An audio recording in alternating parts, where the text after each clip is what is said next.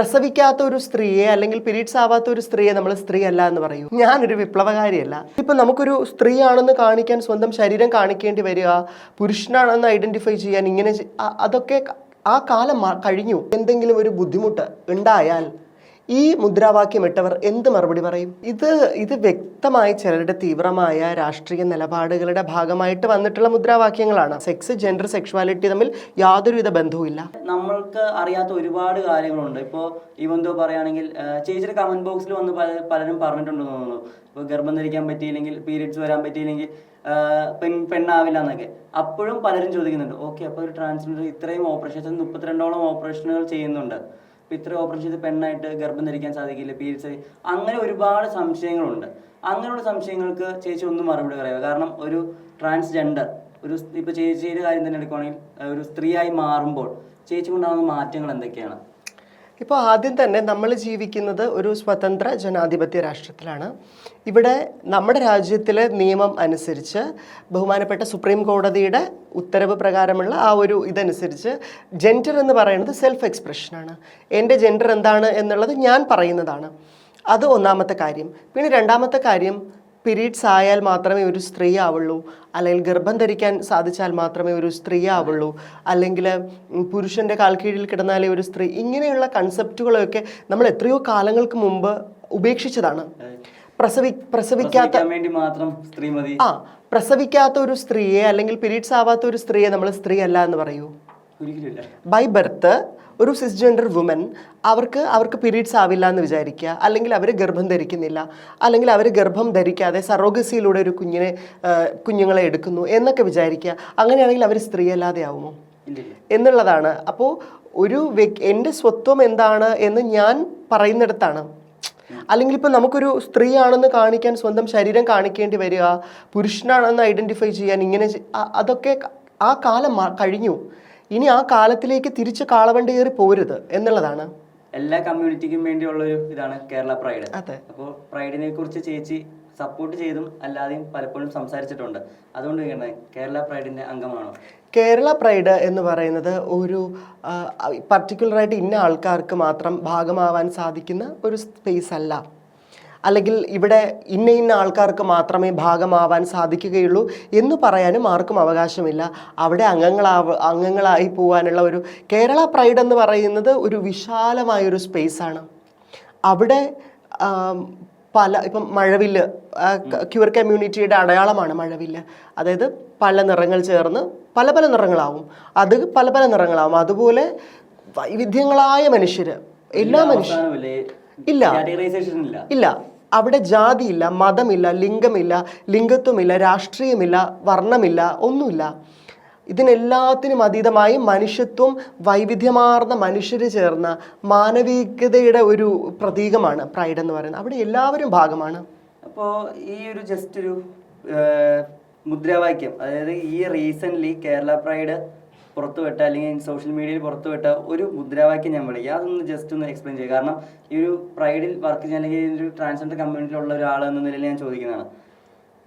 ആണ് പെണ്ണ് മാത്രമല്ല ഞങ്ങൾ മാരി വല്ലടോ, ചുവപ്പ് പച്ച നീലയുണ്ട്, കാവിയില്ല കേട്ടോടാ. എന്തുകൊണ്ട് കാവിയില്ല? അല്ല, ഇത് ആ മുദ്രാവാക്യത്തിനകത്ത് തന്നെ രണ്ട് വൈരുദ്ധ്യമായിട്ടുള്ള രണ്ട് കാര്യങ്ങൾ. ആണ് പെണ്ണ് മാത്രമല്ല ഞങ്ങൾ മാരിവില്ലടോ എന്ന് പറയുമ്പോൾ ആണും പെണ്ണ് മാത്രമല്ല എല്ലാവരും ഉണ്ട്. എന്നിട്ട് അതിൻ്റെ താഴെ തന്നെ പറയാണ് ചുവപ്പ് പച്ച നീലയുണ്ട്, കാവിയില്ല എന്ന് പറഞ്ഞ് ഒരു കൂട്ടം ഒരു വിഭാഗത്തെ. ഇപ്പോൾ ഈ കാവിയില്ല എന്നതുകൊണ്ട് ഉദ്ദേശിക്കുന്നത് എന്ത് രാഷ്ട്രീയമാണ് എന്ന് മനസ്സിലാക്കാനുള്ള സാമാന്യ ബോധം നമ്മുടെ സൊസൈറ്റിയിലുണ്ട്. എത്ര തന്നെ അതിനെ നമ്മൾ അങ്ങനെയല്ല ഇങ്ങനെയാണ് എന്ന് മാറ്റിമറിച്ചാലും അതെ, വളരെ വ്യക്തമായൊരു പൊളിറ്റിക്സ് ആണ്. എന്താണ് കാവിയില്ല എന്നതുകൊണ്ട് ഉദ്ദേശിക്കുന്നത് എന്നുള്ളത് വളരെ വ്യക്തമായ പൊളിറ്റിക്സ് ആണ്. കേരള പ്രൈഡിന് പൊളിറ്റിക്സ് ഉണ്ട് എന്ന് പറഞ്ഞുകൊണ്ട് പോസ്റ്റ് ചെയ്ത പോസ്റ്റുകളിൽ ഒന്നാണിത്. അപ്പോൾ ആ പറയുന്നതിലെല്ലാം ഒരു കാറ്റഗറൈസേഷനും ഇല്ല. ഏത് മതവും ഏത് ജാതിയും ഏത് വിശ്വാസവും ഉള്ള ആളുകൾക്ക് ഈ ഒരു കമ്മ്യൂണിറ്റിയിൽ ജോയിൻ ചെയ്യാൻ അല്ലെങ്കിൽ ഈ ഒരു കമ്മ്യൂണിറ്റിക്ക് വേണ്ടി പ്രവർത്തിക്കാം എന്ന രീതിയിൽ വന്ന ഇതാണ്. പക്ഷെ ഇങ്ങനെ ഒരു മുദ്രാവാക്യം വരുമ്പോൾ അതിൽ ഡിസ്ക്രിമിനേഷൻ അല്ല കാണുന്നത്. പ്രൈഡിന് രാഷ്ട്രീയമുണ്ട്. പ്രൈഡിൻ്റെ രാഷ്ട്രീയം എന്ന് പറയുന്നത് നമ്മളിന്ന് കാണുന്ന ഏതെങ്കിലും ഒരു പെർട്ടിക്കുലർ പൊളിറ്റിക്കൽ വിങ്ങുമായി ബന്ധപ്പെട്ട ഒരു രാഷ്ട്രീയമല്ല. അത് ഈ പ്രൈഡിൻ്റെ ഭാഗമായ എല്ലാ മനുഷ്യരുടെയും രാഷ്ട്രീയമാണ്. അതിൽ പല മതത്തിലുള്ളവരുണ്ട്, ജാതിയിലുള്ളവരുണ്ട്, പല രാഷ്ട്രീയങ്ങളുള്ളവരുണ്ട്. ഇവരുടെ എല്ലാവരുടെയും രാഷ്ട്രീയമാണ് പ്രൈഡിൻ്റെ രാഷ്ട്രീയം. അതൊരു പെർട്ടിക്കുലർ 2, 3, 4 വ്യക്തികളുടെ രാഷ്ട്രീയം മാത്രമായിട്ട് ചുരുങ്ങുന്നിടത്താണ് പ്രശ്നങ്ങളുടെ തുടക്കം എന്ന് പറയുന്നത്. അതുകൊണ്ട് പ്രൈഡിനെ രാഷ്ട്രീയവൽക്കരിക്കാൻ ഒരിക്കലും അനുവദിക്കില്ല. അവിടെ മനുഷ്യരെ കാറ്റഗറൈസ് ചെയ്ത്, അതായത് ഇന്ന ആൾക്കാർക്ക് സ്ഥാനം, ഇന്ന ആൾക്കാർക്ക് സ്ഥാനമില്ല എന്ന രീതിയിൽ അങ്ങനെ ഒരു കാറ്റഗറൈസേഷൻ, അതായത് മതവും ജാതിയും രാഷ്ട്രീയവും പറഞ്ഞ ഇപ്പം നമ്മൾ ഇന്ന് ജീവിക്കുന്ന സമത്വത്തിൻ്റെ ഒരു സമൂഹത്തിൽ നിന്നിട്ട് നമ്മൾ അവർണർ എന്ന് പറഞ്ഞ് മാറ്റി നിർത്തുന്നതും സവർണർ എന്ന് പറഞ്ഞ് മാറ്റി നിർത്തുന്നതും രണ്ടും ഈക്വലാണ്. ഒരു കാലഘട്ടത്തിൽ സവർണർ അവർണരെ അടിമപ്പെടുത്തി അവർണരെ കളിയാക്കുകയും പരിഹസിക്കുകയും ഒക്കെ ചെയ്തിരുന്നൊരു കാലഘട്ടം ഉണ്ടായിരുന്നു. പക്ഷേ ഇന്ന് നമ്മളൊരു ഇക്വാലിറ്റിയുടെ ഒരു സൊസൈറ്റിയിൽ, അല്ലെങ്കിൽ ഇക്വാലിറ്റിയുടെ ഒരു സൊസൈറ്റി വളർത്തിയെടുക്കാൻ ശ്രമിക്കുന്ന ഒരു കാലഘട്ടത്തിൽ നിന്ന് സവർണർ അവർണരെ പരിഹസിച്ചാലും, അല്ലെങ്കിൽ അവർണതയെക്കുറിച്ച് സംസാരിച്ചാലും, അവർണർ സവർണരെ പരിഹസിച്ചാലും, അതിനെക്കുറിച്ച് സംസാരിച്ചാലും ഇറ്റ് ഈസ് ഈക്വൽ. എൻ്റെ കൺസെപ്റ്റാണ്. സോ ജാതിയും മതത്തിനും രാഷ്ട്രീയത്തിനും ഒക്കെ അപ്പുറമാണ് കേരള പ്രൈഡ് എന്ന് പറയുന്നത്. അത് അങ്ങനെ തന്നെ നിലനിൽക്കുകയും വേണം. ഓക്കെ, ഇപ്പോൾ ഈ ഒരു മുദ്രാവാക്യത്തോടൊപ്പം തന്നെ ചേർത്ത് പിടിച്ച് വീണ്ടും എക്സ്പ്ലെയിൻ ആയിട്ട് പറയുന്ന ഒരു മുദ്രാവാക്യമുണ്ട്. അതിൽ മൊത്തമൊന്നും പറയുന്നില്ല. ഹിന്ദുത്വ, സയനിസ്റ്റ്, ഇസ്ലാം വിരുദ്ധ രാഷ്ട്രീയത്തിന് പ്രൈഡിൽ സ്ഥാനമില്ല. എന്തുകൊണ്ട്? നോക്കൂ, ഇതിനെപ്പറ്റിയുള്ള ഒരു വീഡിയോ ഞാൻ ചെയ്ത സമയത്ത് ഈ വാക്യങ്ങളെ അംഗീകരിക്കുന്ന ചിലർ വന്നിട്ട് ഹിന്ദുത്വവും ഹിന്ദുയിസവും രണ്ടാണെന്ന് പറയുകയുണ്ടായി. നോക്കൂ, ഞാനൊരു സാധാരണ മനുഷ്യനാണെന്ന് വിചാരിക്കുക. ഞാൻ ഗൂഗിളിൽ നോക്കുന്ന ഒരു വ്യക്തിയല്ല, അല്ലെങ്കിൽ ലോകപരിചയമില്ലാത്തൊരു സാധാരണ വ്യക്തിയാണെന്ന് വിചാരിക്കുക. എന്നെ സംബന്ധിച്ച് ഹിന്ദുത്വവും തമ്മിലുള്ള വ്യത്യാസം എന്താണെന്ന് അറിയില്ല എന്ന് വിചാരിക്കുക. ആ ഹിന്ദു എന്ന വേർഡാണ് എന്നെ ട്രിഗർ ആക്കുന്നത്. ആ ഹിന്ദു എന്ന വേർഡിൽ എല്ലാം ഉണ്ട് എന്നുള്ളതാണ്. അപ്പോൾ ഞാനൊരു ഹിന്ദു വിശ്വാസിയാണെന്ന് വിചാരിക്കുക. അപ്പോൾ എനിക്കത് ട്രിഗർ ആവും. ആ ട്രിഗർ ആവുന്നത് അത് സമൂഹത്തിലെ ഒരു കൂട്ടം മനുഷ്യരെ അത് അഫക്റ്റ് ചെയ്യാനുള്ള സാധ്യതയുണ്ട്. ഇപ്പം നിങ്ങൾ ആലോചിക്കുക, ക്യൂർ കമ്മ്യൂണിറ്റിയിൽ ട്രാൻസ്ജെൻഡർ മനുഷ്യരാണ് കുറേ കൂടി പുറത്ത് ജീവിക്കുന്നത്, അല്ലെങ്കിൽ കുറേ കൂടി പൊതു ഇടങ്ങളിൽ ജീവിക്കുന്നവർ. ഒന്ന് ആലോചിച്ച് നോക്കൂ, ഈ ഒരു മുദ്രാവാക്യം ഒരു കൂട്ടം മനുഷ്യരെ പ്രകോപിപ്പിക്കുകയാണ്. തീർച്ചയായും അവർക്ക് ക്യൂർ കമ്മ്യൂണിറ്റി എന്ന് വിസിബിളായിട്ട് അറിയുന്നത് ഒരുപക്ഷെ ട്രാൻസ്ജെൻഡർ മനുഷ്യരായിരിക്കും. ഈ ക്യൂർ ആയിട്ടുള്ള എല്ലാവരും എല്ലാവർക്കും അറിയില്ല എന്ന് മാത്രമല്ല, അതിൽ പലരുടെയും ഐഡന്റിറ്റി എല്ലാവരും ഐഡന്റിറ്റി ഞാൻ ഇന്ന സെക്ഷുവാലിറ്റി ഉള്ള വ്യക്തിയാണെന്ന് പറഞ്ഞ് ജീവിക്കുന്നവരുമല്ല. അങ്ങനെ വരുമ്പോൾ ട്രാൻസ്ജെൻഡർ സമൂഹത്തിന് നേരെ ഒരു ആക്രമണം ഉണ്ടായാൽ, അതിലേതെങ്കിലും ട്രാൻസ്ജെൻഡർ വ്യക്തികൾക്ക് എന്തെങ്കിലും ഒരു ബുദ്ധിമുട്ട് ഉണ്ടായാൽ ഈ മുദ്രാവാക്യം ഇട്ടവർ എന്ത് മറുപടി പറയും? അപ്പൊ ഇതിനെക്കുറിച്ച് കൃത്യമായ ഒരു അവലോകനം നടത്തിയിട്ടായിരിക്കില്ലേ ഈ ഒരു കമ്മ്യൂണിറ്റി? കാരണം കേരള പ്രൈഡിന്റെ ഒഫീഷ്യൽ പേജിൽ വന്നൊരു പോസ്റ്ററാണത്. സോ ഇത്രയും കാര്യങ്ങൾ ചിന്തിച്ചിട്ടുണ്ടാകില്ല, അല്ലെങ്കിൽ ട്രാൻസ്ജെൻഡർ കമ്മ്യൂണിറ്റിയുടെ നേതാക്കളിലെ പ്രതിനിധികളിൽ നിന്നും അഭിപ്രായം ആരാഞ്ഞിട്ടായിരിക്കില്ലേ ഇവരൊരു മുദ്രാവാക്യം കൺഫേം ആക്കിയത്? ഇത് വ്യക്തമായി ചിലരുടെ തീവ്രമായ രാഷ്ട്രീയ നിലപാടുകളുടെ ഭാഗമായിട്ട് വന്നിട്ടുള്ള മുദ്രാവാക്യങ്ങളാണ്. അതിന് പുറകിൽ കൃത്യമായ രാഷ്ട്രീയമുണ്ട്. ഈ മുദ്രാവാക്യം വരുന്നത് തൃശ്ശൂരിലെ പ്രൈഡിലാണ് ആദ്യമായിട്ട് വിളിച്ച് കാണുന്നത്. ആദ്യമായിട്ടെന്ന് ഉദ്ദേശിക്കുന്നത് ഇപ്പോൾ റീസെൻ്റ്ലി, ഇത് കഴിഞ്ഞ മുൻകാലങ്ങളിൽ കൊല്ലത്ത് പ്രൈഡ് നടക്കുന്ന സമയത്ത് അവിടെ ഇവിടെ പറഞ്ഞു എന്നുള്ളതല്ലാതെ ഒഫീഷ്യലി കേരള പ്രൈഡ് ഒഫീഷ്യലി ഒരു അക്കൗണ്ടിലൂടെ ഒഫീഷ്യലായി ഇങ്ങനെ പരസ്യപ്പെടുത്തിയിട്ടുണ്ടായിരുന്നില്ല. അവിടെ അനൗൺസ് ചെയ്ത് പലരും മുദ്രാവാക്യം വിളിച്ചു കേട്ടു, പ്ലക്കാർഡുകൾ ഉയർത്തി കാണിച്ചു എന്നതിലുപരി ഇങ്ങനൊരു പരസ്യമായ ഒരു പ്രഖ്യാപനം പോലെ ഉണ്ടായിട്ടില്ല. അപ്പോൾ അതുണ്ടാവുന്നതിന് പുറകിൽ കൃത്യമായ രാഷ്ട്രീയമുണ്ട്. കൃത്യമായ ഒരു രാഷ്ട്രീയത്തിനെതിരുമായിട്ടാണ് അത് പറയുന്നത്. അത് ഈ പറയുന്നത് പോലെ ചിലരെയെങ്കിലും അതിൽ ബുദ്ധിമുട്ടുണ്ടാവും. ഇതിപ്പോ ഈ ഒരു 2 പോസ്റ്ററുകൾ മാത്രം മതി, അല്ലെങ്കിൽ ഈ 2 മുദ്രാവാക്യങ്ങൾ മാത്രം മതി കേരള പ്രൈഡ് ഏത് രാഷ്ട്രീയത്തിന്റെ ഒപ്പമാണ്, അല്ലെങ്കിൽ ഏത് രാഷ്ട്രീയത്തിന്റെ എതിരാണ് നിൽക്കുന്നത് എന്ന് ഇങ്ങനെ പറഞ്ഞു കഴിയുമ്പോൾ ബഹുഭൂരിപക്ഷം ആളുകളും ഇന്ററപ്റ്റ് ചെയ്യുന്നത് വേറൊന്നും കൊണ്ടല്ല, കേരള പ്രൈഡിന്റെ രാഷ്ട്രീയമല്ല, കേരള പ്രൈഡിലെ ചിലരുടെ വ്യക്തികളുടെ രാഷ്ട്രീയം, ചില വ്യക്തികൾ, അതെന്റെ മിസ്റ്റേക്കാണ്, ചില വ്യക്തികളുടെ രാഷ്ട്രീയം എന്താണ്. പക്ഷെ നേരത്തെ പറഞ്ഞ പോലെ സാധാരണക്കാർ ഇത് കാണുമ്പോൾ അവർ വിചാരിക്കുന്നത് ഞാൻ ആദ്യം പറഞ്ഞതുപോലെ കേരള പ്രൈഡിന്റെ രാഷ്ട്രീയം ഇതായിട്ടാണ്. അങ്ങനെ ചെയ്യുമ്പോൾ ഒരു 12 വർഷത്തോളമായി കേരള പ്രൈഡ് ഇപ്പോൾ പ്രവർത്തിക്കുന്നു. അല്ലെങ്കിൽ ആദ്യമെല്ലാം നമ്മൾ ആദ്യം തൊട്ടേ പറയുന്നത് പോലെ ഈ ഒരു കമ്മ്യൂണിറ്റീനെ ഇപ്പോഴാണ് സമൂഹം മുൻപന്തിയിലേക്ക് എത്തി കൂടുതൽ അംഗീകരിച്ചു വന്നത്. അപ്പൊ ഈ ഒരു സാഹചര്യത്തിൽ ഇങ്ങനെ ചിലരുടെ വ്യക്തിപരമായ രാഷ്ട്രീയം ആ ഒരു കമ്മ്യൂണിറ്റിയെ മൊത്തം ബാധിക്കുമ്പോൾ എത്രത്തോളം അത് എഫക്റ്റ് ആകുന്നു ഒരു ഊഹം ഉണ്ടാവുമല്ലോ. അപ്പോൾ എന്തുകൊണ്ട് അതിനെതിരെ പ്രതികരിക്കുന്നില്ല? കാരണം പ്രതികരണങ്ങൾ എവിടെയും കണ്ടിട്ടില്ല. അപ്പോൾ കമ്മ്യൂണിറ്റിക്ക് അകത്ത് പ്രതികരിക്കേണ്ട കമ്മ്യൂണിറ്റിക്ക് അകത്ത് തന്നെയായിരിക്കും പ്രതികരിച്ചിട്ടുള്ളത്. പക്ഷെ അത് പൊതുജനങ്ങളിലേക്ക് അല്ലെങ്കിൽ ബാക്കിയുള്ളവരിലേക്ക് എത്തിയിട്ടില്ല. അതുകൊണ്ടാണ് ഞാൻ അങ്ങനെ തന്നെ ചോദിക്കുന്നത്, എന്തുകൊണ്ട് പ്രതികരിച്ചിട്ടില്ല? കൃത്യമായ പ്രതികരണങ്ങൾ നടക്കുന്നുണ്ട്. ഇതിൻ്റെ തുടക്കം എന്ന് പറയുന്നത് ചിലർ സ്വയം കേരള പ്രൈഡിൻ്റെ കോർ കമ്മിറ്റിയായിട്ട് അവരോധിതരായിക്കൊണ്ട് എടുത്ത നിലപാടുകളെ തുടർന്നാണ് ഈ ഒരു കൺഫ്യൂഷനും ഇത്തരം ഒരു ക്ലാരിറ്റി ഇല്ലായ്മയും ഉണ്ടാവുന്നത്.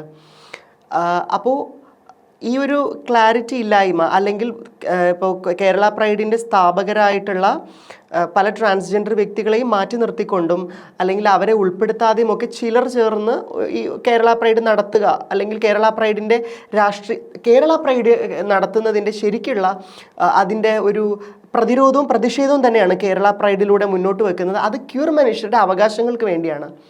അതാണ് ഏറ്റവും മുന്നിൽ നിൽക്കേണ്ട പ്രയോറിറ്റി എന്ന് പറയുന്നത്. ക്യൂർ മനുഷ്യരുടെ അവകാശങ്ങളുടെ പ്രയോറിറ്റി നഷ്ടപ്പെടുകയും പല വ്യക്തമായ തീവ്ര രാഷ്ട്രീയങ്ങൾക്ക് പ്രയോറിറ്റി കൊടുക്കുകയും ചെയ്തപ്പോൾ ഉണ്ടായ കൺഫ്യൂഷനാണിത്. ഇതിനെതിരെ പ്രതികരിച്ചവർ കൃത്യമായ എന്താ പറയുക നടപടികൾ സ്വീകരിച്ച് നമ്മൾ മുന്നോട്ട് പോകുന്നുമുണ്ട്. ഇപ്പോൾ പ്രതികരിക്കുന്നു എന്ന് പറയുന്നു. അപ്പോൾ ഓൾറെഡി ഒരു കമ്മ്യൂണിറ്റിയിൽ പലരും സമൂഹത്തിൽ പലരാലും ഒറ്റപ്പെട്ട് നിൽക്കുന്ന സന്ദർഭത്തിലാണ്. അപ്പോൾ കമ്മ്യൂണിറ്റിക്കെതിരെ തന്നെ പ്രതികരിക്കുമ്പോൾ കമ്മ്യൂണിറ്റിയും ഒരു ഒറ്റപ്പെടുത്തുകയല്ലേ ചെയ്യുള്ളൂ? ഇല്ല, നമ്മൾ ഒരു മിസ്റ്റേക്ക്, ഒരു തെറ്റ് തിരുത്തപ്പെടേണ്ടതാണ് എങ്കിൽ അതിപ്പോൾ എന്നിലൊരു തെറ്റ് തിരുത്തപ്പെടേണ്ടതാണെങ്കിൽ അത് ഞാൻ തിരുത്തപ്പെടണം. അത് ഏത് കമ്മ്യൂണിറ്റിയിലായാലും എവിടെയായാലും എന്തായാലും തിരുത്തപ്പെടേണ്ട കാര്യങ്ങൾ തിരുത്തപ്പെടണം. അത് തിരുത്താത്ത സാഹചര്യത്തിൽ ഒരു കൂട്ടം മനുഷ്യർ മുന്നിലേക്ക് വരികയും അത് തിരുത്താൻ വേണ്ടി നിർബന്ധിക്കുകയും ചെയ്യും. തിരുത്തപ്പെടേണ്ടവർ നിർബന്ധിതരാവുകയും ചെയ്യും. ഇവിടെ നടക്കുന്നത് അതാണ്. പക്ഷെ ഒരു ബഹുഭൂരിപക്ഷത്തെ തിരുത്തേണ്ടതാണെങ്കിൽ തിരുത്തണം, അതിനുവേണ്ടി മുന്നിട്ടിറങ്ങുന്നവരെയാണല്ലോ വിപ്ലവകാരികൾ എന്ന് പറഞ്ഞ് പലപ്പോഴും പുറത്താക്കപ്പെടുന്നത്. അപ്പോൾ അതിൽ ചേച്ചൊരു വിപ്ലവകാരിയാണോ? ഞാനൊരു വിപ്ലവകാരിയല്ല. ഞാൻ സാധാരണ ഒരു എൻ്റെതായ നിലപാടുകളും കാഴ്ചപ്പാടുകളുമുള്ള മാനവികതയും മനുഷ്യത്വത്തിലും ഊന്നി എല്ലാത്തിലും ഉപരി ക്യൂർ മനുഷ്യരുടെ രാഷ്ട്രീയം അല്ലെങ്കിൽ ക്യൂർ മനുഷ്യരുടെ അവകാശങ്ങൾക്ക് വേണ്ടിയുള്ള കാര്യങ്ങളെ സംസാരിക്കുന്ന ഒരു സാധാരണ വ്യക്തിയാണ്. വിപ്ലവകാരിയല്ല. ഇപ്പോൾ നേരത്തെ പറഞ്ഞതുപോലെ തന്നെ ചേച്ചി തന്നെ പറയുകയുണ്ടായി, ഈ ഒരു കമ്മ്യൂണിറ്റിയിലുള്ള ട്രാൻസ്ജെൻഡേഴ്സ് ആണ് സമൂഹത്തിൽ കൂടുതലും സമൂഹത്തിന് മുന്നിൽ കാണപ്പെടുന്നത്. എന്തുകൊണ്ട് ബാക്കിയുള്ളവർ തങ്ങളുടെ ജെൻഡർ അല്ലെങ്കിൽ തങ്ങളുടെ സെക്ഷുവാലിറ്റി ഇതാണ് എന്ന് പുറത്തു പറയുന്നില്ല? കാരണം ക്യൂർ കമ്മ്യൂണിറ്റിയിൽ ഏതൊക്കെയുണ്ടെന്ന് ഒരു സാധാരണക്കാരോട് പോയി ചോദിച്ചു കഴിഞ്ഞാൽ, ഇപ്പോൾ നമ്മൾ ചുമ്മാ പുറത്തിറങ്ങി ചോദിച്ചു കഴിഞ്ഞാൽ ചോദിക്കണം ഈ LGBTQ+ന്റെ ഫുൾ ഫോം എന്താണെന്ന് ചോദിച്ചാൽ തന്നെ പലർക്കും അറിയില്ല. സോ എന്തുകൊണ്ട് അവരിപ്പോഴും ഹിഡൻ ആയിട്ട് തന്നെ നിൽക്കുന്നു? കാരണം ഇപ്പോൾ ട്രാൻസ്ജെൻഡർ കമ്മ്യൂണിറ്റിയിൽ ഇപ്പോൾ ഒരുപാട് പേര് മുൻപന്തിയിലെത്തി. ഇപ്പോൾ ചേച്ചി വളരെ നല്ല നർത്തകിയായിട്ട് വരുന്നു. ഇപ്പോൾ നമ്മുടെ ജാൻമണി എന്ന് പറയുന്നൊരു മേക്കപ്പ് ആർട്ടിസ്റ്റ് റീസെൻ്റ്ലി ഒരു IPS ഉദ്യോഗസ്ഥൻ തന്നെ തൻ്റെ ലിംഗം മാറണം അല്ലെങ്കിൽ തൻ്റെ സെക്ഷുവാലിറ്റി മാറണമെന്ന് പറഞ്ഞു, അതും അംഗീകരിച്ചു. എന്നിട്ടും എന്തുകൊണ്ട് ബാക്കിയുള്ള കമ്മ്യൂണിറ്റിയിലെ ബാക്കിയുള്ള മെമ്പേഴ്സ് അല്ലെങ്കിൽ ബാക്കിയുള്ള ഗ്രൂപ്പ്സ് ഇതിന് തയ്യാറാവുന്നില്ല? ഈ ജെൻഡറും സെക്ഷുവാലിറ്റിയും തമ്മിൽ രണ്ടാണ്. അതാണ് നമ്മൾ മനസ്സിലാക്കേണ്ടത്. ഒരു വ്യക്തിയുടെ സെക്ഷുവാലിറ്റി എന്ന് പറയുന്നത് അയാളുടെ പ്രൈവസി ആയിരിക്കാം. എൻ്റെ സെക്ഷുവാലിറ്റി ഇതാണ് എന്നുള്ളത് ആ മനുഷ്യൻ്റെ പ്രൈവസി ആയിരിക്കാം. അത് പരസ്യപ്പെടുത്തണമോ വേണ്ടയോ എന്നുള്ളത് അയാളുടെ ചോയ്സാണ്. പക്ഷെ ഒരു ജെൻഡർ എന്ന് പറയുന്നത് നമുക്ക് ഒളിച്ചു വെക്കുന്നതിന് പരിമിതികളുണ്ട്. മനസ്സിലായോ? പ്രകടിപ്പിച്ചേ പറ്റുള്ളൂ. അത് പ്രകടിപ്പിക്കാതെ ഇരിക്കുമ്പോഴാണ് ഈ പറയുന്ന ഐഡന്റിറ്റി ക്രൈസിസ് പോലെയുള്ളത് ഉണ്ടാവുന്നത്. അപ്പോൾ ജെൻഡർ എന്ന് പറയുന്നത് പ്രകടിപ്പിച്ചേ മതിയാകൂ എൻ്റെ ഒരു കാഴ്ചപ്പാട്. സെക്ഷുവാലിറ്റി എന്ന് പറയുന്നത് പലപ്പോഴും പറയേണ്ട ആവശ്യം വരുന്നില്ല. വിത്തിൻ ദം, അതായത് അവരിൽ തന്നെ അവരുടെ ഒരു പ്രൈവസി എന്ന രീതിയിൽ തന്നെ വെക്കുന്നവരുണ്ട്. അല്ലാതെ സ്വന്തം സെക്ഷുവാലിറ്റി സമൂഹത്തോട് പറഞ്ഞ് മുന്നിലേക്ക് വന്നവരും ഉണ്ട്. എല്ലാവരും ഉണ്ട്. ഇപ്പോൾ ചോദിക്കുന്നത് ചിലപ്പോൾ പൊട്ടത്തരാന്ന് തോന്നുമെങ്കിലും ചേച്ചിക്ക് ജസ്റ്റ് ഒന്ന് ഈ LGBTQ+ എന്ന് എക്സ്പ്ലെയിൻ ചെയ്യുക. കാരണം ഈ നമ്മുടെ പ്രേക്ഷകരിൽ പലർക്കും ഇതിനെക്കുറിച്ചൊരു അറിവില്ല എന്ന് തന്നെ പറയാം. കാരണം പലരും ഇതിനെക്കുറിച്ച് അറിയാൻ സാധ്യതയില്ല. കാരണം ഞങ്ങൾ എന്തിനും അറിയണം, ഞങ്ങൾക്ക് അതിൻ്റെ ആവശ്യമില്ലല്ലോ എന്നൊരു ഇതാണ്. പക്ഷെ നമ്മളിത് അറിഞ്ഞിരിക്കേണ്ട കാര്യമാണ് എന്ന് അവരിപ്പോഴും തിരിച്ചറിയുന്നില്ല. അതുകൊണ്ട് ജസ്റ്റ് ചേച്ചിക്ക് നമുക്ക് വേണ്ടി ഒന്ന് പറഞ്ഞു തരാൻ പറ്റുമോ? ഞാൻ LGBTQIA+ന്റെ ഫുൾ ഫോമും അതിനെക്കുറിച്ച് പറയുന്നതിലുപരി സെക്സ്, സെക്ഷുവാലിറ്റി, ജെൻഡർ എന്നതിനെക്കുറിച്ച് പറയാൻ ഞാൻ, അതായത് ഒരു മനുഷ്യൻ ജനിക്കുന്നത് 3 സെക്സുകളിലായിട്ടാണ്. അതാണ് നമ്മൾ ഹോസ്പിറ്റലിലൊക്കെ സെക്സ് എന്ന് അടയാളപ്പെടുത്തുന്നത്. Male, female and intersex. ഈ 3 സെക്സുകളിലായിട്ടാണ് മനുഷ്യർ ജനിക്കുന്നത്. ഈ 3 സെക്സുകളിലായിട്ടേ ജനിക്കാൻ സാധിക്കുകയുള്ളൂ. പിന്നീടാണ് ജെൻഡർ എന്ന് പറയുന്നതിൻ്റെ പ്രസക്തി. ഈ ജെൻഡർ എന്ന് പറയുന്നത് എപ്പോഴാണ് ഉണ്ടാവുന്നതെന്ന് ചോദിച്ചാൽ നമുക്ക് ഒരു ആഫ്റ്റർ ഒരു ഏജ്, അഡോളസൻസ് എന്നൊക്കെ നമ്മൾ പറയില്ല. അപ്പം നമ്മുടെ ശരീരത്തിനും മനസ്സിനും ശാരീരികവും മാനസികവും വൈകാരികവുമായി മാറ്റങ്ങൾ ഉണ്ടാവും. അത് എല്ലാവർക്കും അറിയുന്ന കാര്യമല്ലേ. അങ്ങനെ ശാരീരികവും മാനസികവും വൈകാരികവും ലൈംഗികവുമായ മാറ്റങ്ങൾ ഉണ്ടാവുമ്പോൾ ചിലർക്ക് അവരുടെ ബൈ ബർത്ത് അസൈൻ ചെയ്യപ്പെട്ട സെക്സുമായിട്ട് മിസ്മാച്ച്ഡ് ആയിരിക്കും. അവർക്ക് അതിനോട് ചേർന്ന് പോകാൻ സാധിക്കില്ല. ചിലപ്പോൾ ബൈ ബർത്ത് മെയിൽ എന്ന് അസൈൻ ചെയ്ത ഒരു വ്യക്തിക്ക് അയാളുടെ ഒരു ജെൻഡർ അല്ലെങ്കിൽ മാനസിക, ശാരീരിക, വൈകാരിക, ലൈംഗികമായ സ്വത്വം ഒരു സ്ത്രീയുടേതായിരിക്കും. അപ്പോൾ അതാണ് ഈ ഒരു ട്രാൻസ് ഹ്യൂമൻ എന്ന് പറയുന്നത്. അതുപോലെ പുരുഷൻ എന്ന് ഐഡൻറ്റിഫൈ ചെയ്ത ബൈ ബർത്ത് അസൈൻ ചെയ്യപ്പെട്ട ഒരു വ്യക്തിക്ക് തൻ്റെ സ്വത്വബോധം ശാരീരികവും മാനസികവും ലൈംഗികവും വൈകാരികവുമായി ഒരു പുരുഷൻ്റേതാണെന്ന് തോന്നിയാൽ മനസ്സുകൊണ്ട് അങ്ങനെ അതാണ് അത് ശരീരവും മനസ്സും വികാരങ്ങളും ലൈംഗികതയും എല്ലാം ചേർന്ന് വരുന്ന ഒരു കാര്യമാണ്. ഇതാണ് ജെൻഡർ എന്ന് പറയുന്നത്. ഇനി സെക്ഷുവാലിറ്റി എന്ന് പറയുന്നത് ഓരോ വ്യക്തികളിലും വൈവിധ്യങ്ങളായി മാറി വരാം. ഒരു പുരുഷന് സ്ത്രീയോട് ഒരു താല്പര്യം തോന്നാം, ഒരു സെക്ഷുവൽ ഇൻട്രസ്റ്റ് തോന്നാം. ഒരു പുരുഷന് സ്ത്രീയോടും പുരുഷനോടും തോന്നാം, അല്ലെങ്കിൽ ഒരു പുരുഷന് പുരുഷനോട് തോന്നാം, അല്ലെങ്കിൽ ഒരു പുരുഷന് സ്ത്രീയോടും പുരുഷനോടും ട്രാൻസ്ജെൻഡർ വ്യക്തികളോടും തോന്നാം. അങ്ങനെ മാറി വരും. അതിനെയാണ് സെക്ഷുവാലിറ്റി എന്ന് പറയുന്നത്. ഇറ്റ് ഈസ് ബേസ്ഡ് ഓൺ ഒരു ഇമോഷണൽ സെക്ഷുവൽ ആയിട്ടുള്ള കാര്യങ്ങളെ ബേസ് ചെയ്തിട്ട് വരുന്നൊരു കാര്യമാണ് സെക്ഷുവാലിറ്റി എന്ന് പറയുന്നത്. ഇത് മൂന്നുമാണ് സെക്സ്, ജെൻഡർ, സെക്ഷുവാലിറ്റി. ഇത് മൂന്നും ഡിഫറെൻ്റ് ആണ്. ഇത് മൂന്നും തമ്മിൽ ഒരിക്കലും സെയിം ആവണം. അതായത് മെയിലായിട്ട് അസൈൻ ചെയ്ത് ബർത്തിൽ അസൈൻ ചെയ്ത വ്യക്തി ജെൻഡറും മെയിലും സെക്ഷുവാലിറ്റി ഒരു ഹെട്രോസെക്ഷുവലായിട്ടും ഇരിക്കണം എന്ന് യാതൊരു നിർബന്ധവുമില്ല. മാറി വരാം, ഒരു ബന്ധവുമില്ല. സെക്സ്, ജെൻഡർ, സെക്ഷുവാലിറ്റി തമ്മിൽ യാതൊരുവിധ ബന്ധവുമില്ല. കുറച്ച് നാൾ മുമ്പ് ഇതിനെ ഒരാൾ കളിയാക്കി പറഞ്ഞതാണ്. ഞാനിപ്പോൾ ഈ ഒരു കമ്മ്യൂണിറ്റീനോ അല്ലെങ്കിൽ ഈ ഒരു ഇതിനോ ഒന്നും തള്ളിപ്പറയാനോ കളിയാക്കാനോ അല്ല. ജസ്റ്റ് ആ ഒരു ചോദ്യം അയാൾ പറഞ്ഞ ഒരു സ്റ്റേറ്റ്മെന്റ് ഞാൻ അതുപോലെ എടുത്ത് പറയണം. അതിനുള്ള എക്സ്പ്ലനേഷൻ ചെയ്യിച്ചതാണ്. കാരണം ഇങ്ങനെ വരുന്നത് ഒരു മെന്റൽ ഇൽനെസ് ആണോ? ഒരിക്കലും അല്ല. മെന്റൽ ഇൽനെസ് ആണെന്ന് എങ്ങനെ പറയാൻ സാധിക്കും? അങ്ങനെ ആരോ ചേച്ചിയോട് ചോദിച്ചിട്ടുണ്ട്. ഉണ്ട്. അതായത് നമ്മൾ നോക്കൂ, കുറേ കാലം മുമ്പ് ഭൂമി പരന്നതാണെന്ന് പറഞ്ഞിട്ടുണ്ട് മനുഷ്യർ, ഇല്ലേ? പിന്നീട് എത്ര കാലം എടുത്ത് ഭൂമി ഉരുണ്ടതാണെന്ന് മനസ്സിലാക്കാൻ. അതുപോലെ തന്നെ പണ്ട് മെൻ്റൽ ഇൽനെസ് ആയിട്ട്, അതായത് ഒരു മെൻ്റൽ ആൻഡ് ബിഹേവിയറൽ ഡിസോർഡർ എന്ന ഒരു മാനസിക പ്രശ്നമായിട്ടായിരുന്നു പറഞ്ഞിരുന്നത്. അത് പിന്നീട് കൃത്യമായി മാനസികാരോഗ്യ വിദഗ്ധർ ഉൾപ്പെടുന്ന വലിയൊരു സംഘം നടത്തിയ പഠനത്തിൻ്റെ അടിസ്ഥാനത്തിൽ അതൊരു ബിഹേവിയറൽ ഡിസോർഡർ അല്ല, മെൻ്റൽ ആൻഡ് ബിഹേവിയറൽ ഡിസോർഡർ അല്ല ഈ ഒരു ട്രാൻസ്ജെൻഡർ വ്യക്തിത്വങ്ങൾ എന്നുള്ളത് കൃത്യമായി പഠനങ്ങളുടെ അടിസ്ഥാനത്തിൽ DSM-5 എന്ന് പറയുന്ന, അതായത് diagnostic and statistic of mental, DSM-5 എന്ന് പറയും. അതിൻ്റെ ആ ഗ്രന്ഥത്തിൽ കൃത്യമായി അത് വെളിപ്പെടുത്തുകയുണ്ടായി. തുടർന്ന് വേൾഡ് ഹെൽത്ത് ഓർഗനൈസേഷൻ WHO അവർ ഈ ഒരു പഠനത്തിൻ്റെ അടിസ്ഥാനത്തിൽ അവർ നടത്തിയ പഠനവും ചേർത്ത് ICD-11 classification of international classification of disease, full form അങ്ങനെയാണെന്ന് തോന്നുന്നു. അതിൻ്റെ 11th റിവിഷനിൽ ഇത് ഒരിക്കലും ഒരു മെൻ്റൽ ഇൽനെസ് ആയിട്ട് കണക്കാക്കാൻ സാധിക്കില്ല എന്നൊരു കൃത്യമായ ഒരു സ്റ്റേറ്റ്മെൻറ്റ് നടത്തിയുണ്ടായി. അപ്പോൾ ഇതൊരു മെൻ്റൽ ഇൽനെസ് അല്ല. പിന്നെ ഈ ജെൻഡർ ഡിസ്ഫ്യൂരിയ അല്ലെങ്കിൽ ഡിസ്ഫ്യൂരിയ എന്നൊക്കെ പറയുന്ന ഒരു വേർഡ് ഉണ്ട്. അതെന്തിനാണെന്ന് പറഞ്ഞു കഴിഞ്ഞാൽ, ഡിസ്ഫോറിയ എന്ന് പറഞ്ഞു കഴിഞ്ഞാൽ മീനിങ് ചേർന്ന് പോകാൻ സാധിക്കാത്ത, മിസ്മാച്ച് എന്നൊക്കെ ഉള്ളതാണ് ആ ഒരു വേർഡിൻ്റെ അർത്ഥം. അത് ബേസിക്കലി എന്തിനാണെന്ന് വെച്ചാൽ ഈ ട്രാൻസ്ജെൻഡർ വ്യക്തികളുടെ ചികിത്സയ്ക്കും മറ്റു കാര്യങ്ങൾക്കുമായിട്ട് ബന്ധപ്പെട്ട് ഇപ്പോൾ നമ്മളൊരു സർജറി ചെയ്യുകയാണ്, അവിടെ ഒരു മെഡിക്കൽ ടേം വേണം. ആ ഒരു മെഡിക്കൽ ടേമാണ് ജെൻഡർ ഡിസ്ഫ്യൂരിയ. അതും മെൻ്റൽ ഇൽനെസ്സുമായിട്ട് യാതൊരുവിധ ബന്ധവുമില്ല. ഒരു മെഡിക്കൽ ടേമാണ്. ഇപ്പം നമ്മൾ സർജറി ചെയ്യുന്നു അല്ലെങ്കിൽ HRT ഹോർമോൺ തെറാപ്പി ചെയ്യുന്നു, അതിനൊരു ഒരു മെഡിക്കൽ ടേം വേണം. ആ മെഡിക്കൽ ടേമാണ് ഡിസ്ഫോറിയ. ഡിസ്ഫോറിയ എന്ന് പറഞ്ഞു കഴിഞ്ഞാൽ മെൻ്റൽ ഇൽനെസ്സോ അല്ലെങ്കിൽ മാനസിക പ്രശ്നമായിട്ട് യാതൊരു ബന്ധവുമില്ല. ഇപ്പോൾ വളരെ കുറച്ച് സമയം നമുക്ക് കിട്ടിയിട്ടുണ്ടെങ്കിലും ഒരുപാട് കാര്യങ്ങൾ ഈ ഒരു കമ്മ്യൂണിറ്റിനെ കുറിച്ച് അല്ലെങ്കിൽ ഈ ഒരു ജെൻഡറിനെ കുറിച്ച് സെക്ഷുവലിനെ കുറിച്ചൊക്കെ നമുക്ക് അറിയാൻ സാധിച്ചു. ചേച്ചി ഒരുപാട് സ്ഥലത്ത് പറഞ്ഞിട്ടുള്ളതാണ്. പക്ഷേ എന്നാലും ഇപ്പോഴും കൃത്യമായ എല്ലാവർക്കും അറിവുകൾ എത്തിയിട്ടില്ല. ചിലപ്പോൾ ഈ ഒരു വീഡിയോ അല്ലെങ്കിൽ ഈ ഒരു ഇന്റർവ്യൂ അവരിലേക്ക് എത്താൻ സാധിക്കട്ടെ. ലാസ്റ്റ് ചേച്ചി സാധാരണ വീഡിയോകൾ പറയാറില്ലേ, ട്രസ്റ്റ് ലവ് അതൊക്കെ പറഞ്ഞു എന്തായിരുന്നു, trust love spread the love അല്ല, അയ്യോ ലവ് ആൻഡ് എന്തായിരുന്നു, spread love not hate US Adri. Okay, അപ്പോൾ spread love not hate US Adri. Okay, thank U.